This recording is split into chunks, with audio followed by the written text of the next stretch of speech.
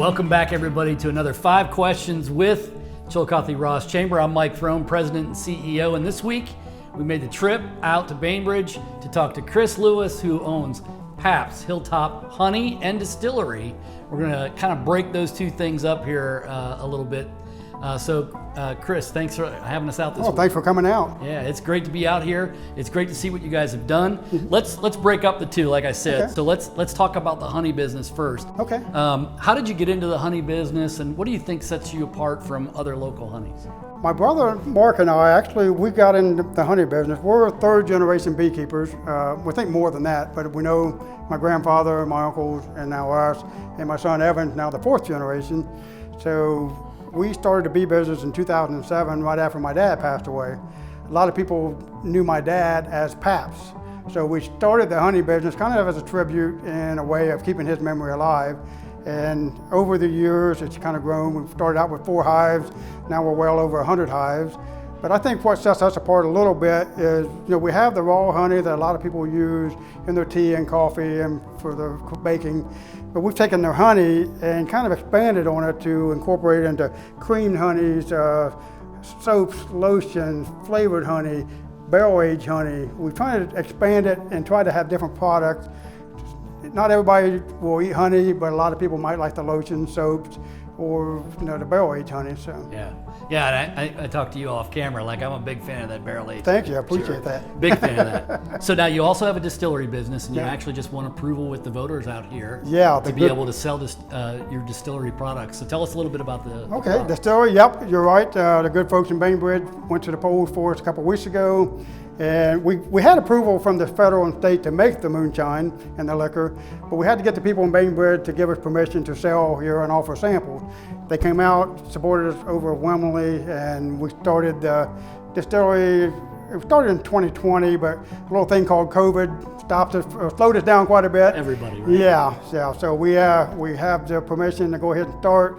We're starting production now, as you can see in the distillery.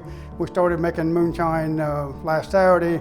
We're going to have several different products. We're going to have moonshine, corn liquor, which is the old-fashioned white lightning. We're going to have different flavors of moonshine. We're going to do a Bainbridge bourbon. Bainbridge will now have its own bourbon. Wow. So, and then we're partnering with Hirsch's Orchard over in Chillicothe. We're going to do a honey apple brandy this fall, when the apples get ripe. So got a lot of exciting things kind of planned out for the next few years, but it's going to be fun. Well, and I love hearing about local businesses partnering together. So now let's talk about how you combine the two, because we mentioned it earlier, but the barrel-aged honey in the whiskey barrels.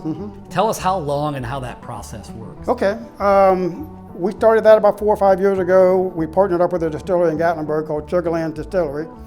They empty a barrel, and then I go down to Gatlinburg, pick up the barrel, bring it back to Ohio. I fill it up with honey and let it age for about 4 to 6 months. It allows the honey to soak into the barrel. There's actually no alcohol in the barrel-aged honey, but it brings the barrel flavor to it, and it really makes a nice gourmet honey. Yeah, amazing. One of my favorite things, and we talked about this off camera as well, but I think Bainbridge is really starting to come around now. I agree. With your shop, Paxton Theater, other attractions out here.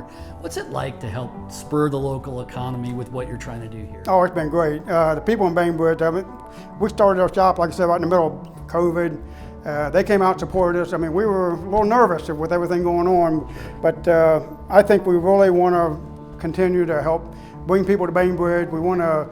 I feel like if they come to our distillery, they're going to stop and eat at local restaurants, and we want to help everybody in town. And it's been fun. Like you said, the theater has been a big plus. It's been a lot of fun. And pulling from Paint Creek and Pike Lake, like you said earlier. Yeah. We get a lot of campers from the city, a lot of Cincinnati, Dayton, Columbus people, and hopefully they come to town and spend money with us. Yeah. So my last official question is, what is the Angels Share Fund? The Angels Share Fund, in the distillery business, a big part of the business is putting liquor in the barrels. You let the liquor stay in the barrel for a few years to age it, get the flavors.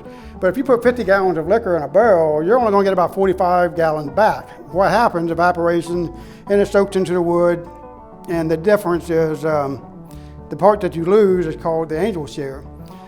As a way of giving back, we established the Angel Share Fund. What we want to do is take 10% of our profits and set those aside to give back to our community. So that'll go to our local fire department, to our local food pantries, and some other nonprofit groups here in our local area. But it's our way of giving back and thanking the local people for letting us do what we do. Oh, that's great.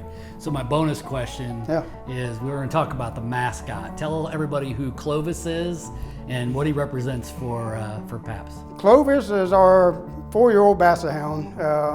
He is our mascot. He's a little ornery. We're still waiting for the puppy stage to get out of him. We tried to bring him in, but he didn't cooperate.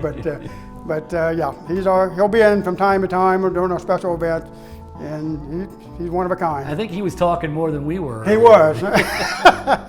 Well, Chris, hey, thanks for taking the time today to explain a little bit more about Pabst Hilltop Honey and Distillery. I'm excited for your future. I think it's going to be really cool. Thank you. So we hope that you'll come out to Pabst Hilltop Honey out here in Bainbridge, right on Main Street here in 50, if you will. But stay tuned in the next couple weeks for another 5 Questions With.